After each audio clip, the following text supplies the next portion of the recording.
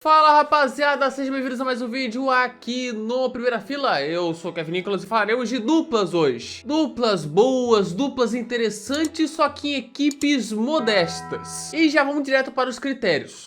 São duplas onde os dois pilotos são de considerável qualidade, não necessariamente dois campeões, mas são dois caras que tiveram ali uma relevância na Fórmula 1 no geral. E duplas em equipes que quando eles correram eram modestas ou menos competitivas. Por exemplo, vai ter a McLaren aqui, que é gigante, uma das maiores da história da Fórmula 1, mas na época da tal dupla foi a pior fase da história da equipe. Carro ruim, vocês sabem bem qual é. Com certeza vou esquecer de algumas, então se faltou, coloque aqui nos comentários. Cara, eu tenho que falar pra vocês, cara, tá um calor desgramento, cara. Tá um calor safado. Então, sem mais enrolações, vocês já sabem, bora para o vídeo.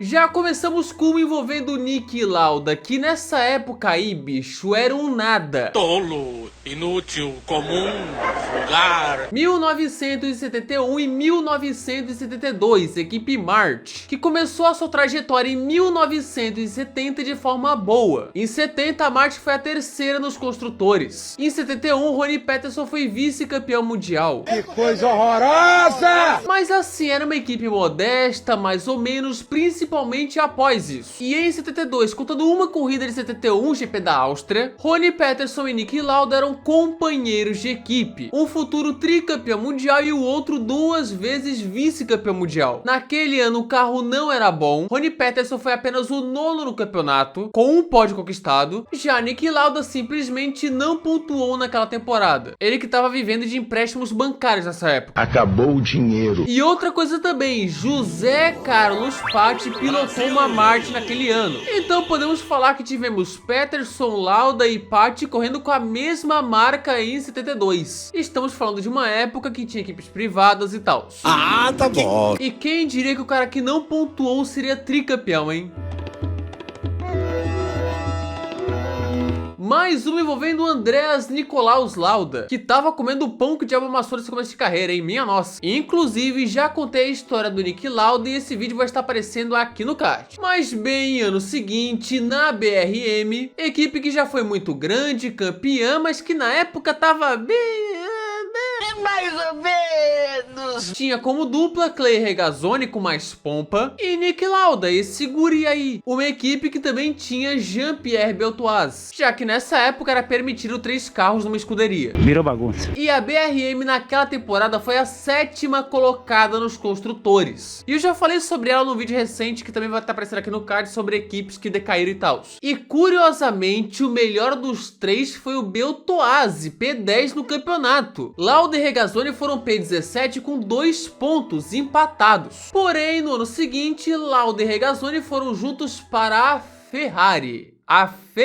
E montaram uma dupla que seria campeã de construtores em 75 e 76. Em 74 também, se o Mundial de Construtores fosse como hoje, e não contando somente o melhor resultado de cada equipe, onde Niki Lauda conquistou 3 títulos mundiais, 2 pela Ferrari, e Clay Regazzoni foi vice em 74. De uma dupla modesta na também modesta BRM, para uma dupla campeã na Ferrari.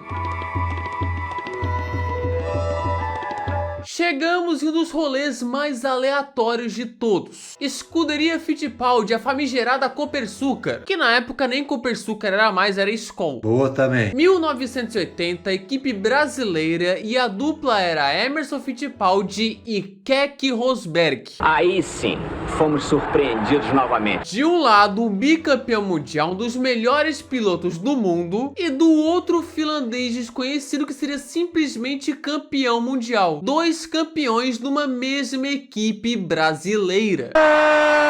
E bem, a temporada da Fittipaldi em 1980 foi muito boa. Keke Rosberg foi para o pódio na Argentina, e vocês sabem o que vem por aí. Me lembra uma história bastante antiga do Keke Rosberg, que foi campeão do mundo, é o pai do Nico Rosberg. E ele fez uma corrida com chuva na Argentina e andou muito rápido. E andou na frente do Emerson, que era o dono da equipe e o companheiro dele. E eu, conversando com ele, disse a ele: poxa, cara, como você anda rápido na pista. Ele abriu a pastinha dele e tirou, quando ele corria de rally na neve na Finlândia, e mostrou assim, para quem dirige aqui, e mostrava o carro dele na neve, fazendo a curva para um lado com as rodas viradas para o outro, ele falou, na chuva é fácil. Emerson Fittipaldi conquistou seu último pódio em Long Beach e no fim a Fittipaldi foi a 8ª colocada no campeonato de construtores, à frente de, por exemplo, McLaren e Ferrari. Aqui é Brasil! Keke Rosberg seguiu na equipe para a TT1 e depois foi para a Williams em 82, onde, adivinha, foi campeão. Caracas. Uma das poucas equipes que juntaram 2 campeões no mesmo ano, e essa foi a escuderia Fittipaldi. Você deve estar pensando, Kevin, Rubinho e Irvine, o que tem de boa nessa dupla? Tá louco, Baran? Tá louco? Bem, são 2 pilotos que correram em equipes grandes, têm números até que relevantes na Fórmula 1, principalmente o Rubinho, e os 2 foram vice-campeões mundiais. O Rubinho em 2002 e 2004 e o Irvine em 99. Ou seja, é uma dupla respeitável, apesar do Irvine. Que maldade você fez comigo. E bem, a Jordan começou como equipe em 1991, ainda era pequena, e em 1993 eles contrataram a grande promessa brasileira Rubens Barrichello, que tinha um hype legal. E no final do ano chega Ed Irvine, que já chegou causando confusão com Ayrton Senna. No ano seguinte, bem... Olha o Irvine, olha o Irvine, olha o Irvine com o Verstappen, olha o Irvine com o Verstappen, cruzou na frente, pegou Ligier, voou por cima de Martin Brundle, capotou. Só que em 94 e 95 eles conseguiram os melhores resultados da história da equipe até ali. Os 3 primeiros pódios foram com eles. P5 nos construtores em 94 e P6 em 95, apesar de um ano bastante oscilante. Uma dupla que performou bem, cara, especialmente o Rubinho. E que no futuro ambos correriam pela Ferrari e seriam vice-campeões pela Ferrari, loucura. E a Jordan depois correu em frente sem bons carros, venceu corridas, brigou por título, mas nessa era mais modesta, Rubinho e Irvine performaram legal. Em 2001, a Sauber apostou tudo. Ih, rapaz. E trouxe o jovem Nick Heidfeld, campeão da Fórmula 3000, correu de Prost em 2000, não venceu na Fórmula 1, mas quem viu sabe que era um bom piloto, bom. E Kimi Raikkonen, mais jovem ainda, que até ali só tinha feito 2 anos de monoposto. Só isso. Deu uma polêmica danada na época, a parada de dar superlicença ou não. O Projeto Motor já fez um vídeo sobre, e vocês achando que a polêmica do Andrea Kimi Antonelli é nova. Achou errado, otário? E bem, com esses jovens, um inclusive que nem queriam que estivesse ali, eles brilharam. 2001 foi o melhor ano da Sauber como equipe independente, 4ª colocada nos construtores, 4ª. Nick Heidfeld inclusive subiu no pódio no Brasil. O Kimi Raikkonen fez um ótimo ano de estreia, os 2 sendo top 10 no campeonato, baita ano. Um depois se tornaria campeão mundial e o outro foi o piloto com mais pódios na Fórmula 1 sem nunca ter vencido, mas sempre sendo muito competente. E que na Sauber eles eram uma aposta que deu certo. Essa na época não era tão falada, era uma dupla com cara de meia boca. Muito fraco. Um Jacques Villeneuve acabado, lavado, finish. E um Jenson Button que mesmo com um bom 2002 pela Renault, era visto como playboy preguiçoso do Briatore. Não pode nem ouvir a palavra trabalho. Mas quem diria que olhando hoje a BR tinha 2 campeões mundiais em 2003. Bem louco. Jenson Button fez um baita ano com a BR que era mediana mesmo, mas ele foi 9º no campeonato, fez uma grande corrida em Indianápolis até quebrar, e o Villeneuve, aí esse foi mal, esse foi mal. Tanto que nem durou até o fim do ano. Lamento, mas você tá demitido. Só que assim, aqui nem é tanto pelo resultado de ambos, já que só o Button correu bem. Porém, era uma BAR que nem era tão forte assim, mas tinha 2 campeões mundiais no volante. De tantas equipes, a BAR teve esse privilégio, apesar de ser Button e Villeneuve.